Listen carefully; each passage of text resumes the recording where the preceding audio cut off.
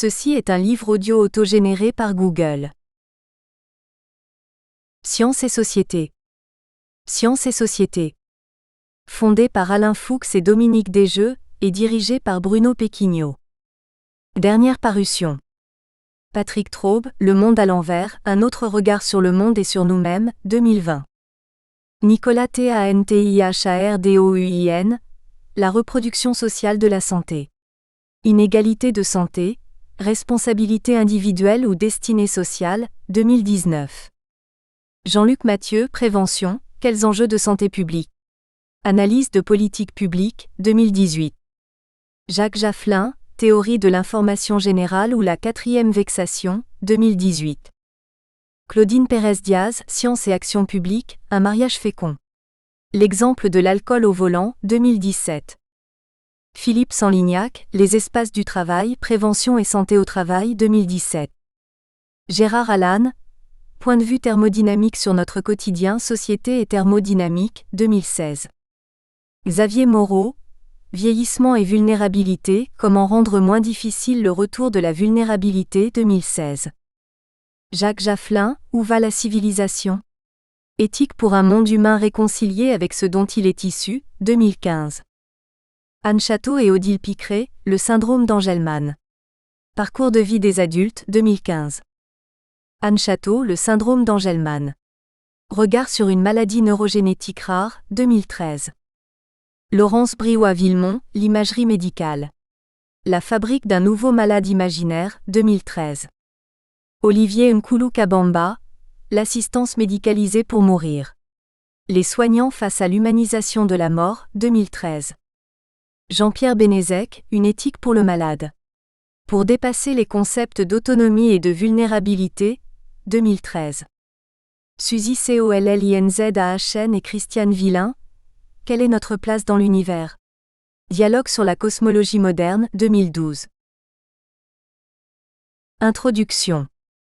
L'anthropologie est confrontée à un défi formidable.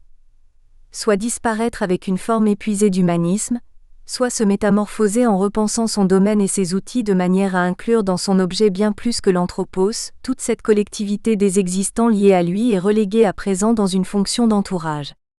Cette réflexion de Philippe Descola au sujet de l'anthropologie ne devrait-elle pas être généralisée aux sciences de l'homme, voire aux sciences dans leur ensemble ? Le présent volume répond par l'affirmative à cette question, et part de l'idée qu'il s'agit là d'un véritable défi pour les sciences de déconstruire et repenser les relations des humains aux autres animaux, et ainsi de redistribuer les modes d'appropriation des connaissances dans des domaines multiples.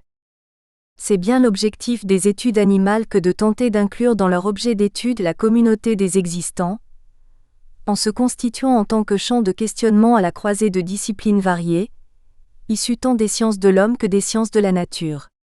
Les études animales visent à dépasser l'antagonisme entre ces deux types de sciences, et plus généralement entre nature et culture, entre humanité et animalité, en prenant acte du fait que ces clivages ne permettent plus de prendre en compte la complexité des réseaux au sein desquels évoluent humains et non humains. Les études animales cherchent à intégrer différents champs disciplinaires grâce à une approche qui transgresse parfois la culture universitaire, en se présentant comme une antidiscipline. Leur but est de pallier l'éparpillement des sciences de l'homme et de la nature entre institutions et champs académiques divers et de les faire dialoguer, ce qui va parfois jusqu'à produire des hybridations disciplinaires. Ethnozoologie, zoopoétique, anthropozoologie, éthologie philosophique. Cette dynamique intellectuelle, assortie d'une réflexion éthique visant à réintégrer le non-humain dans le champ réflexif, nous incite à considérer que les études animales sont bonnes à penser, comme en témoignent les différentes contributions de ce volume. Notre questionnement porte également, parfois indirectement, sur les résistances à cette nouvelle appréhension de l'animalité au sein de certaines disciplines. Ces résistances révèlent d'autres enjeux, autant religieux et idéologiques que politiques et économiques. Il reste effectivement des domaines pour lesquels les études animales ne sont pas bonnes à penser. Le titre de cet ouvrage souligne clairement les enjeux éthiques de la question animale. Il s'agit là d'un choix assumé face à une condition animale devenue inacceptable. Notre questionnement de départ implique une autre interrogation. Les études animales amènent-elles concrètement un changement des pratiques au-delà de la prise de conscience? Cet ouvrage centré sur la question structurellement interdisciplinaire de la rencontre homme-animal contribue à créer des passerelles entre les différents courants des études animales, qui n'échangent pour l'instant que peu entre eux faute d'un terrain commun pour se comprendre et se répondre. Il est désormais indispensable de repenser nos disciplines en lien avec l'animal, et par là même de repenser les relations que nous entretenons avec les animaux non humains. La question animale est tellement structurante qu'elle opère un déplacement sur les frontières des disciplines, et qu'elle conditionne le développement des débats. Elle reconfigure les disciplines elles-mêmes. La théologie s'ouvre à l'écothéologie et à une théologie de la création qui se penche plus volontiers sur la place de l'animal. De la philosophie émerge la philosophie animale, de l'histoire et l'apostrophe histoire animale, de la sociologie avec ou pour les animaux, des études littéraires les études animales littéraires, de l'éthique et l'apostrophe éthique animale, du droit le droit animal ou droit animalier. Les études postcoloniales et les études visuelles intéressent de plus en plus à l'animal. Cette première partie questionne les décentrements épistémologiques et les ouvertures intra-transdisciplinaires rendues nécessaires par les nouvelles postures qui font une place aux animaux. Le chapitre 1 porte sur la place faite aux animaux au sein de la théologie, en particulier de la théologie protestante. Pour le philosophe des religions Frédéric Rognon, un réel intérêt pour le sort réservé aux animaux apparaît chez les théologiens protestants à la fin du XIXe siècle, Charles Gide, pour s'affirmer au début du XXe siècle, Albert Schweitzer ou Wilfred Monod.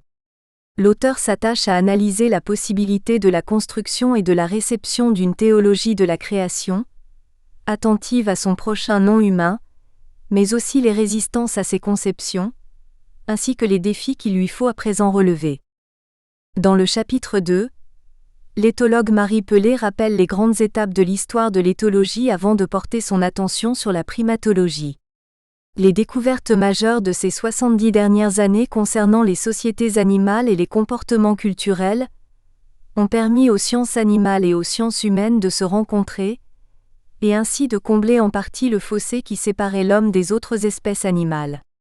Grâce aux études en primatologie, qui ont propulsé l'humain dans le monde animal, mais aussi les animaux dans le monde humain, il n'est plus choquant de parler d'intelligence, de justice ou bien encore de personnalité animale. Il ne s'agit pas pour autant de nous satisfaire de l'étude d'une animalité spéculative car, selon l'historien Éric Baratet, il devient nécessaire de dépasser une approche centrée sur la notion d'espèce et de s'intéresser aux individus. Indispensable tant en éthologie que pour les sciences dites humaines centrées sur l'étude des relations entre hommes et animaux, l'histoire animale s'attache à l'étude du point de vue animal aussi bien que du point de vue humain sur cette interaction. Dans le chapitre 3, Éric Baratet interroge les notions et les concepts, ainsi que les méthodes et les pistes à emprunter pour aborder les questions de la relation interindividuelle homme-animal. Cet intérêt pour l'animal en tant qu'individu est partagé par Marion Thomas, historienne des sciences, qui retrace dans le chapitre 4 la biographie de 3 chimpanzés, Rose, Farce et Tarzan, capturés dans les forêts d'Afrique de l'Ouest à la fin du XIXe siècle, et devenus par la suite objet d'expérimentation au sein des instituts Pasteur de Paris et de Kindia, Guinée française. Nous suivons la trajectoire de ces singes, entre milieu naturel et laboratoire, bactériologie et psychologie, métropole et colonie. Ces biographies permettent de montrer à quel point le savoir impérialiste imposa sa domination sur les savoirs des populations locales, alors que, sur le terrain, ces connaissances étaient indispensables aux scientifiques. La contribution de Marion Thomas réhabilite ainsi un savoir pendant longtemps minimisé, voire ignoré, dans la littérature scientifique, le savoir indigène. La parole de l'autre, quel qu'il soit, est discutée par la germaniste Catherine Repussard dans le chapitre V. Elle nous rappelle l'importance de la contribution des théories postcoloniales pour le décentrement culturel des regards dits HE monique, qui a ouvert la voie à l'intégration d'une parole autre, celle des subalternes, jusque-là largement confisquée. Ce chapitre se place à la fois dans le sillage de l'article majeur de Gayatri Spivak, Can the Subaltern Speak? Et des réflexions de Donna Haraway sur les savoirs situés. Le chapitre 6 s'intéresse aux études littéraires, en particulier au champ des études animales littéraires qui a émergé dans les années 2000 en France pour repenser les relations homme-animal et mettre en lumière les constellations complexes au sein desquelles sont négociées ces deux catégories. Passant du statut de motif littéraire, les animaux deviennent des signes permettant de lire les éléments constitutifs de notre culture. Dans ce chapitre, Aurélie Chaunet, germaniste et historienne des idées, s'interroge, à travers une mise en perspective franco-allemande, sur l'apparition, le développement et le statut des études animales littéraires en France et en Allemagne, tout en se demandant si, et pour quelles raisons historiques et culturelles, les études littéraires et les études animales font meilleur ménage en Allemagne ou bien en France. Dans le chapitre 7, le sociologue Jérôme Michalon revient sur les difficultés rencontrées par les sciences humaines et sociales, notamment la sociologie, pour intégrer l'étude des rapports humains-animaux dans leur champ. Après avoir retracé le développement des Animal Studies, il évoque les débats qui ont eu lieu autour de la création, au début des années 2000, d'une section Animals et Society, au sein de l'American Sociological Association, et analyse la réception actuelle des Animal Studies dans le contexte français de la discipline sociologique. Enfin, dans le chapitre 8, les géographes Guillaume Marchand, Philippe Sierra et Farid Benhamou dressent un bilan des travaux qui ont permis à la géographie de s'ouvrir à la question animale. Ils font état des avancées sur les plans épistémologiques, conceptuels et méthodologiques, mais aussi des lacunes qui restent à combler. Ils évoquent également les difficultés que rencontrent certains géographes animaliers français pour faire reconnaître leur conception des relations hommes-animaux ainsi que le statut de ces derniers, face à une tradition disciplinaire fortement marquée par l'anthropocentrisme. Cet ouvrage fait suite à 2 colloques organisés à l'Université de Strasbourg dans le cadre du programme 2017 à 2018 de la Maison interuniversitaire des sciences de l'homme Alsace, MICHA, intitulé « La rencontre homme-animal au croisement de la religion, de la culture et de la science. Généalogie et perspective » est porté par Aurélie Chaunet et Catherine Repussard.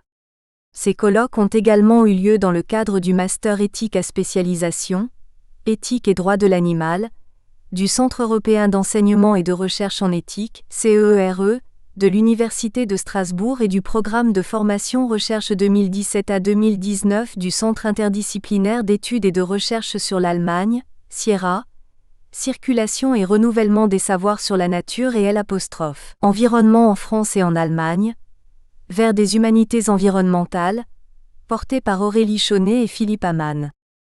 Nous tenons à remercier toutes les institutions qui ont soutenu financièrement l'organisation de ces colloques. La MICHA, l'Institut pluridisciplinaire Hubert Curien, IPHC UMR 7178, l'équipe de recherche EA 4377 de théologie catholique et de sciences religieuses, l'équipe de recherche EA 1341 monde germanique et nord-européen, le Centre interdisciplinaire d'études et de recherche sur l'Allemagne, Sierra, le Centre européen des enseignement et de recherche en éthique, CEERE, et la Fondation Droit Animal, Éthique et Sciences, LFDA. Nous remercions également Evert, Alexandre Zeitler et Neftis Zouer pour leur soutien logistique lors de ces 2 colloques, et Brigitte Gaillard pour son aide précieuse pour l'édition de ce volume. Chapitre 1. L'émergence de la cause animale, en théologie protestante. Frédéric Rognon. L'animalité a longtemps été négligée par les théologiens protestants, à commencer par les réformateurs. Les résistances à la prise en compte de la question animale sont de divers ordres, culturels, identitaires, herméneutiques et enfin proprement dogmatiques. Culturels, car les protestants n'échappent évidemment pas au contexte anthropocentriste, voire spéciste, qui est celui de la société occidentale dans sa globalité, notamment depuis la Renaissance, et donc à l'époque de la Réforme. Dans son commentaire de l'épître de l'apôtre Paul aux Romains, Martin Luther met en évidence la vanité des créatures et la promesse de leur libération à venir, en se focalisant sur la créature humaine. Dans ses propos de table, le réformateur affirme que dans le royaume du ciel il y aura les chiens et les autres animaux, et que Dieu créera de nouveaux toutous et de nouveaux petits chiens dont la peau sera d'or, les poils et boucles en pierre précieuse. Le statut de ces Tischreden n'est cependant pas comparable à celui de ses œuvres exégétiques. Il convient plutôt d'y discerner une forme de légèreté, de plaisanterie, si ce n'est de dérision. À ce frein général s'ajoute un facteur identitaire de démarcation à l'égard de la tradition romaine, qui fera longtemps obstacle par exemple au végétarisme, pratiqué dans les monastères ou par de nombreux croyants durant le carême, et qui s'apparente ainsi aux yeux des protestants à une tendance crypto-catholique, c'est-à-dire légaliste.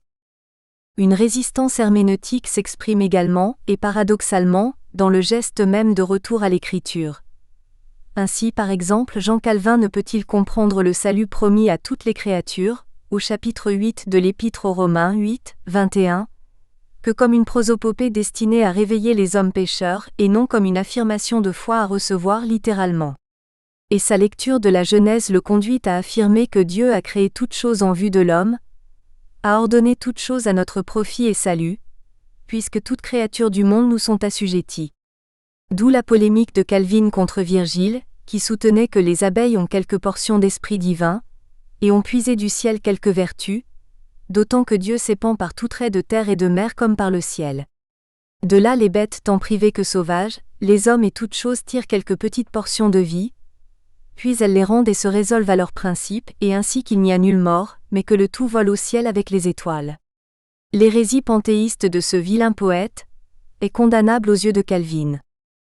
Enfin, un paramètre de la résistance à l'intérêt pour le sort des créatures non humaines s'avère être d'ordre proprement dogmatique.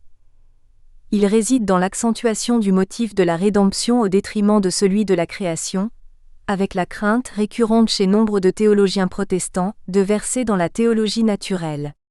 Cette dernière expression désigne la tendance à valoriser les capacités heuristiques des créatures, en s'appuyant sur la nature, au lieu d'accorder un statut éminent à la révélation du Créateur qui se fait lui-même connaître aux hommes.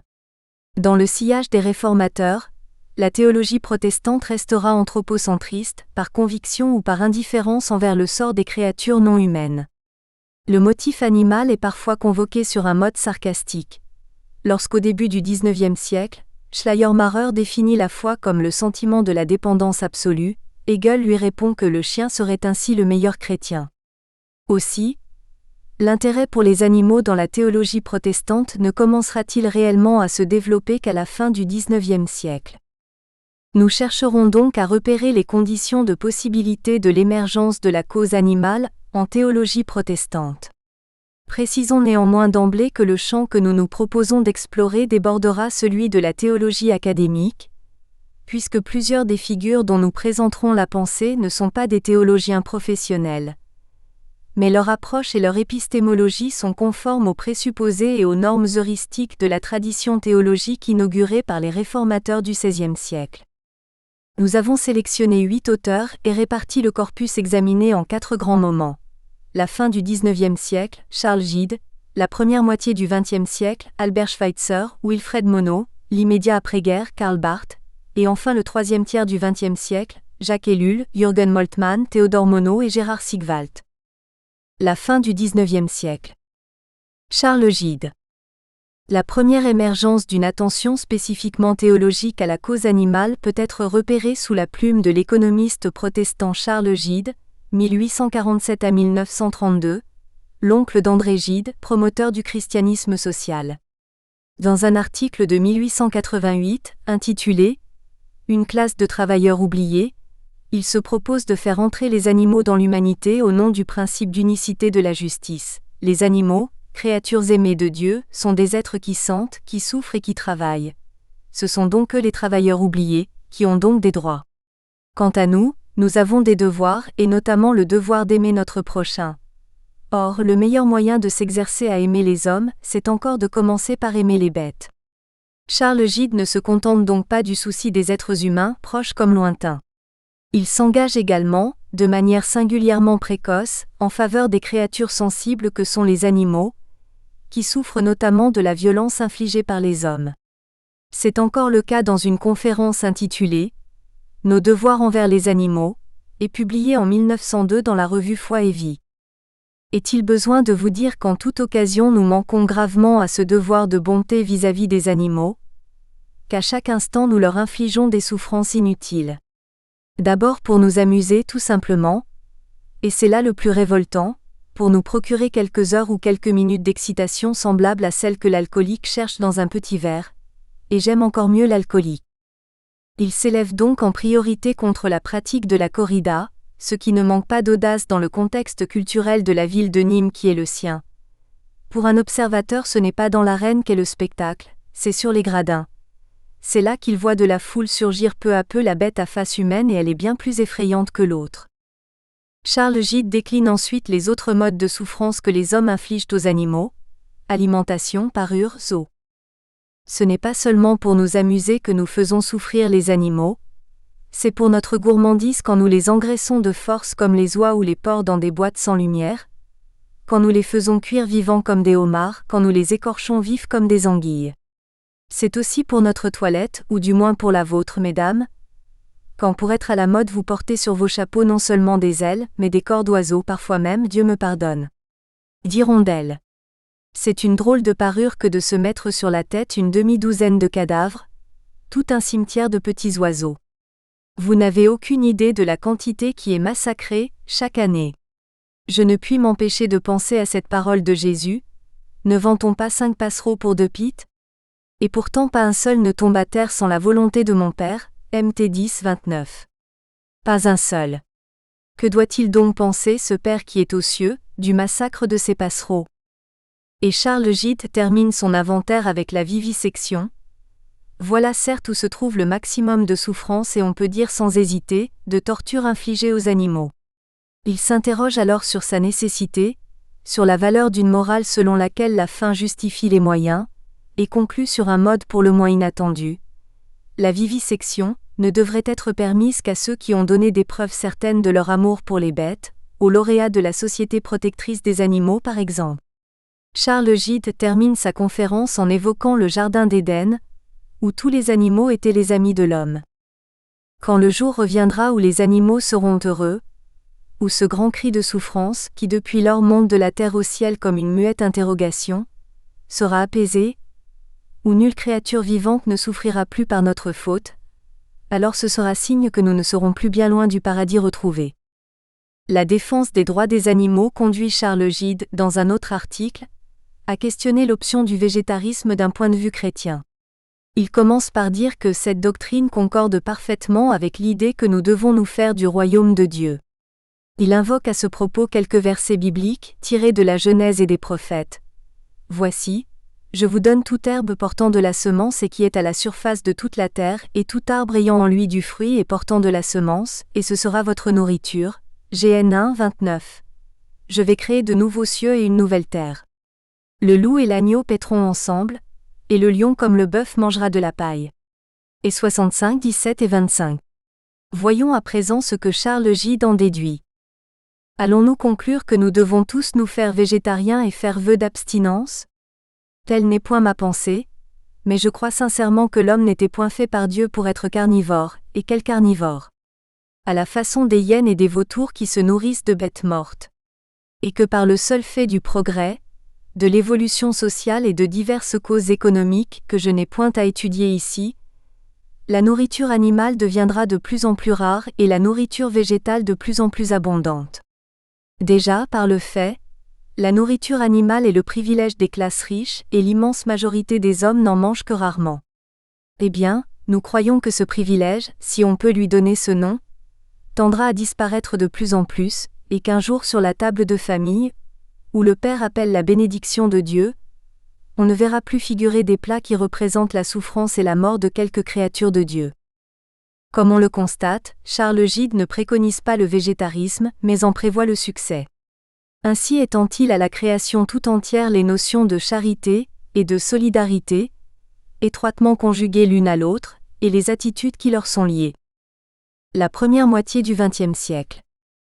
Albert Schweitzer. Le second moment de la prise en compte de la question animale en théologie protestante concerne sans surprise Albert Schweitzer, 1875 à 1965.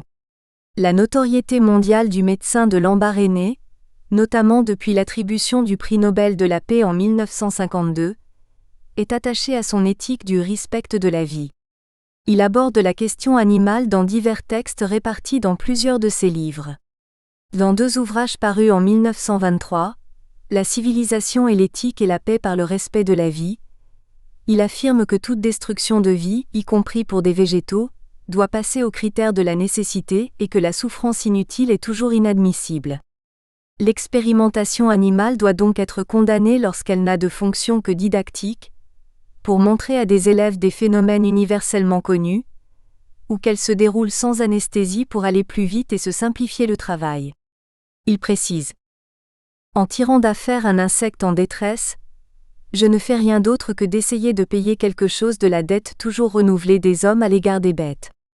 Lorsqu'un animal est contraint d'être utilisé pour les besoins de l'homme, chacun de nous doit se préoccuper des souffrances qui en résultent pour lui. Nul ne doit permettre d'occasionner une douleur que rien ne peut justifier, dans toute la mesure où il peut l'empêcher. L'éthique du respect de la vie nous empêche de faire croire par un silence complice que nous sommes devenus insensibles à tout ce que les hommes pensant que nous sommes devraient ressentir. Elle nous incite à nous tenir mutuellement en éveil devant cette souffrance, et à parler et agir sans crainte selon la responsabilité que nous sentons ensemble peser sur nous. Elle nous pousse à rechercher ensemble les occasions de venir en aide à des animaux, en compensation de toute la misère où ils sont plongés par la main des hommes, et de les faire ainsi échapper un instant à l'inconcevable horreur de l'existence. Humanisme et mystique est une anthologie de différents textes classés par thématique. Un chapitre est consacré à la protection des animaux. Il comprend plusieurs prédications données à Strasbourg en 1908 et 1919. La nature nous pose une énigme insondable. Pourquoi les êtres vivants sont-ils des sources de malheur les uns pour les autres ? Pourquoi leur vie s'écoule-t-elle avec une si cruelle indifférence ? Pourquoi sont-ils inaccessibles à la pitié ? Nous restons sans ressources devant ce mystère et tout ce que nous pouvons faire, c'est de nous efforcer à combattre les erreurs criantes. Ce que je vous demande est vraiment modeste. Aucun sacrifice de temps ni d'argent, mais seulement ne pas rester un spectateur passif et élever la voix à la place des créatures qui ne savent parler, afin de ne pas ressembler aux Lévites de la parabole. Telle est la petite requête que je vous adresse en ce temps de l'Avent, pour que nous devenions les ouvriers de la délivrance des animaux. Dans un autre texte, Albert Schweitzer s'interroge sur l'indifférence de l'Église primitive à l'égard des animaux. Sans doute n'a-t-elle pas fait de la compassion envers la vie animale l'objet d'un commandement, car elle attendait la fin imminente où toute créature serait délivrée de ses souffrances, selon la promesse énoncée dans l'Épître aux Romains 8, 18-24. Mais aujourd'hui nous n'attendons plus la fin du monde à brève échéance. Il s'agit donc d'étendre notre sollicitude à tout ce qui vit. On sait d'où vient cette orientation, ou réorientation, éthique, dans la pensée du médecin de Lambaréné. Albert Schweitzer relate ainsi le célèbre épisode de sa vie au cours duquel il a pris conscience de l'impérieux devoir de respecter toute vie. En septembre 1915, il naviguait à contre-courant sur le fleuve Ogooué, au Gabon, perdu dans ses pensées, cherchant en vain un principe universel pour l'éthique qu'il n'avait trouvé dans aucune philosophie. Alors que nous avancions dans la lumière du soleil couchant, en dispersant au passage une bande d'hippopotames, soudain m'apparurent, sans que je les eusse pressentis ou recherchés, les mots respect de la vie. La porte d'airain avait cédé. La piste s'était montrée à travers le fourré. Enfin je m'étais ouvert une voie vers l'idée centrale, où l'affirmation du monde et de la vie rejoint l'éthique. Je tenais la racine du problème. Je voyais maintenant comment une conception éthique du monde, disant oui à la vie et inspirant les valeurs de la civilisation, trouvait ses fondements dans la pensée. Le fait le plus élémentaire que saisisse la conscience de l'homme peut être exprimé comme suit. Je suis vie qui veut vivre parmi d'autres vies qui veulent vivre. L'éthique provient de ce que je ressens la nécessité de témoigner à toute volonté de vivre le même respect pour la vie qu'à la mienne. De là ce principe fondamental de la conduite morale, qui s'impose en toute logique à la pensée. Le bien consiste à conserver et à favoriser la vie, le mal consiste à détruire la vie ou à l'entraver. L'émergence de la cause animale dans la pensée d'Albert Schweitzer tient donc, si l'on fait crédit au témoignage de l'intéressé, à une intuition brutale survenue à l'occasion d'une expérience de communion avec la nature, et qui sut faire voler en éclats le carcan d'une morale traditionnelle. Wilfred Monod. La troisième occurrence d'un investissement théologique de la cause animale est le fait de Wilfred Monod, 1867 à 1943. Cette grande figure de la seconde génération du christianisme social, professeur à la faculté de théologie protestante de Paris de 1909 à 1937, a consacré à la question animale de longues pages de son essai de théodicée, en date de 1934, et intitulé « Le problème du bien ». Dans le premier volume, il traite tout d'abord le problème du mal, notamment à travers le secret de l'animal. Et Wilfred Monod, loin de toute théologie naturelle, n'hésite pas à affirmer d'emblée que certaines scènes de la nature pourraient faire perdre à jamais la notion officielle de Dieu. Il décrit alors longuement la cruauté des animaux entre eux. Le règne de la souffrance humaine n'a commencé qu'il y a 125 000 ans, celui de la souffrance animale il y a 25 millions d'années. La loi suprême de la nature réclame le sacrifice total de l'individu à l'espèce. L'animal est instinctivement poussé à vivre et à faire vivre, mais il est mal outillé pour cela, comme un mutilé des deux mains contraint de saisir les objets dont il a besoin avec les dents. Qu'une épine pénètre la paupière d'un animal, il est incapable de l'extirper. Qu'un abcès lui enflamme la mâchoire, il ne peut réclamer de l'aide ni même préciser sa peine. Où est le Père dans tout cela ? À cette cruauté première s'ajoute la cruauté de l'homme. L'humanité devrait assumer la tâche d'orienter la bête vers un peu plus de lumière, mais elle préfère la brutaliser systématiquement, lui infliger inutilement des souffrances variées dans un raffinement de cruauté. Et Wilfred Monod multiplie les descriptions et les anecdotes au sujet de la boucherie, de la chasse, du cirque et de la vivisection. Son tableau saisissant, dantesque des abattoirs de la Villette ne peut manquer d'évoquer pour nous une anticipation, en 1934, de l'arrivée des trains à Auschwitz. Il s'agit de victimes qui arrivent épuisées, après un voyage interminable par voie ferrée, quelquefois sans manger ni boire. Elles sont ensuite poussées, traînées sous les coups et les injures vers les assommeurs et les égorgeurs. L'atmosphère embuée de sang qu'elles respirent, et les hurlements qu'elles entendent, les accablent d'une lugubre terreur. Wilfred Monod se défend de toute sentimentalité, n'ayant nullement cherché à occulter le tragique de la condition animale naturelle, il s'autorise à dénoncer la torture inutile, la souffrance infligée sans nécessité. À ce sujet, il n'élude pas la responsabilité des croyances religieuses, ni même celle des textes bibliques. Les rudes falaises de l'Ancien Testament sont éclaboussées par un rouge Niagara. Le culte mosaïque était un perpétuel égorgement de bêtes sacrifiées. Mais l'écarlate marée envahit même le Nouveau Testament. Wilfred Monod énonce cette objection capitale contre l'idée d'une providence paternelle. Pourquoi n'a-t-elle pas réservé des compensations posthumes à l'animal qui souffre ainsi gratuitement ? Il renonce donc à chercher le Père dans la nature et la providence. Le Dieu qu'il prie n'est pas l'univers car il y demeure introuvable. La foi au Père commence par la négation de ce Dieu-là. C'est très exactement l'absence de Dieu dans la nature qui le rend possible dans les âmes. La non-existence de ce Dieu-là pourrait bien devenir l'argument. Nous espérons que vous avez apprécié cet aperçu. Pour continuer à écouter ce livre audio sur Google Play Livres, utilisez le lien dans la description de la vidéo.